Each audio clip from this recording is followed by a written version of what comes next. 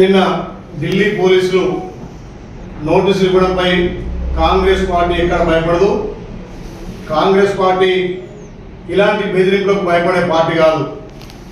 ఢిల్లీ పోలీసులు ఏదైతే నోటీసులు ఇచ్చారో మోడీ గారు నోటీసులతోటి కాంగ్రెస్ పార్టీని కానీ మా గౌరవ ముఖ్యమంత్రి రేవంత్ రెడ్డి గారిని భయపెట్టే దమ్ము ధైర్యం మీకు లేదు. ఇలా రేవంత్ రెడ్డి గారు దేశవ్యాప్తంగా ఒక ఫైర్ బ్రాండ్గా కర్ణాటకలో, మహారాష్ట్రలో, తెలంగాణలో, ఏపీలో ప్రచారం చేసి ఇవాళ కాంగ్రెస్ పార్టీకి మెజార్టీ సీట్లు వస్తున్నాయని అక్కస్తోటి మోడీ గారు మొన్న జరిగినటువంటి ఫస్ట్ ఫేజ్ లో సెకండ్ ఫేజ్ లో 200 సీట్లలో కూడా కనీసం వాళ్ళకి 20-30 సీట్లు కూడా వస్తున్నాయనే అక్కస్తోటి ఇవాళ ఒక అత్యున్నతమైన ప్రధాన పదవిలో ఉండి కూడా భారతదేశ ప్రజలను మళ్ళొక్కసారి మోసం చేసే మాటలు మాట్లాడుతున్నారు. మీ ఆర్ఎస్ఎస్ చీఫ్ ముస్లింల రిజర్వేషన్ ఎత్తేస్తామనడం నిజం కాదా?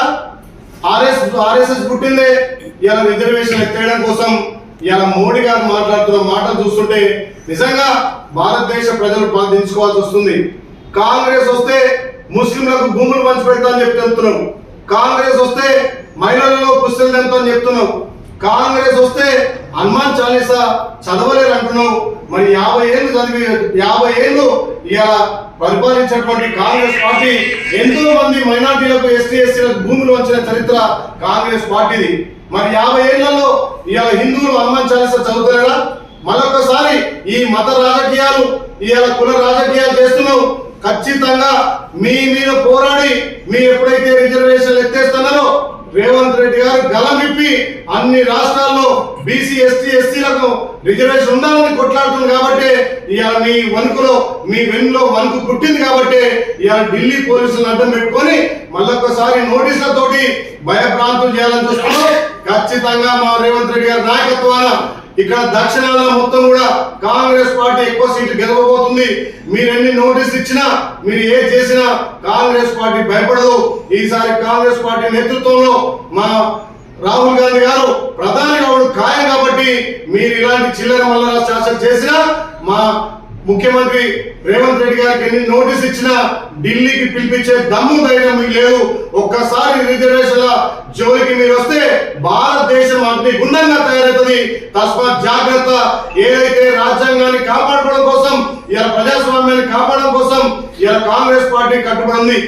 గత 30 ఏళ్ళుగా ఎవరికి రానన్న సీట్లు మీకు 300 పైన సీట్లు వస్తే మరి అప్పుడు చేయనటువంటి కార్యక్రమాలు ఇప్పుడు కొత్తగా చేసిందే ఉంది.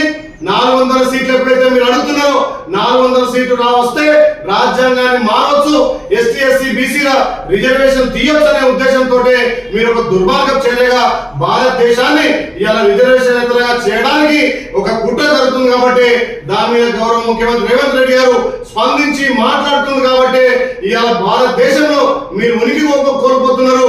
ఈ చిల్లర మల్లర రాజకీయాలు చేస్తారు. కాబట్టి ఇలా ఖచ్చితంగా ప్రజలు మీకు బుద్ధి చెప్తారు.